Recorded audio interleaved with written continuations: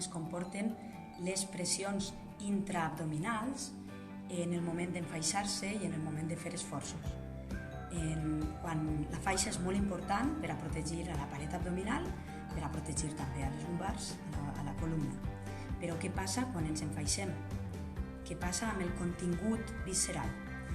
Entre la caixa toràcica que tenim aquí i el diafragma, que és la musculatura, és el sostre d'aquesta cavitat abdominal, i la musculatura de la base de la pelvis, entre aquests dos punts, tenim el que anomenem el contingut visceral, entre el diafragma i la pelvis, entre el diafragma i la musculatura del sòl pelvià. Tot això es comporta com un globus d'aigua. Vol dir que es pot deformar però no comprimir. Què passa aleshores quan ens enfaixem? Si això imaginem que és aquest globus d'aigua, que són les vísceres, que es poden deformar però no es poden comprimir, quan ens enfaixem pressionem tot el volum cap endarrere, però com té un tope, que és la columna, anirà cap a dalt i anirà cap a baix, cap a la musculatura pèlvica. Tenim aquí. Tot el pes va cap allà. I ara, què passa?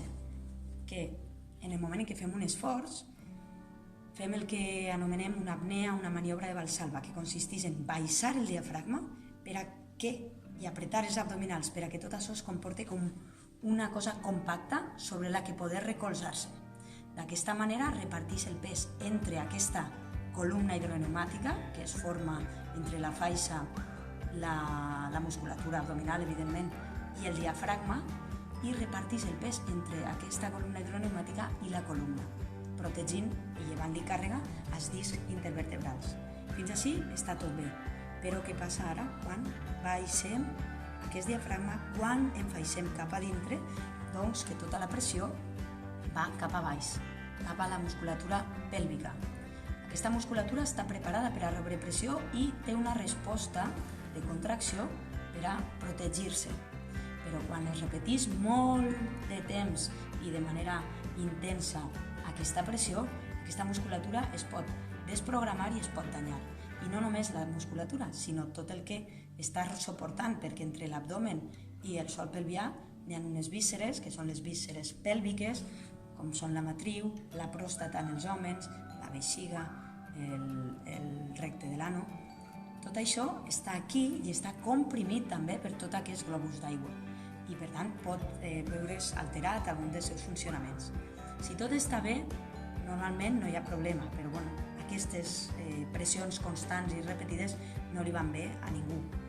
Sí que és important que hi hagi una resposta, que estigui preparat, que estigui ben coordinat, per a que no hi hagi lesions a mig i a llarg termini.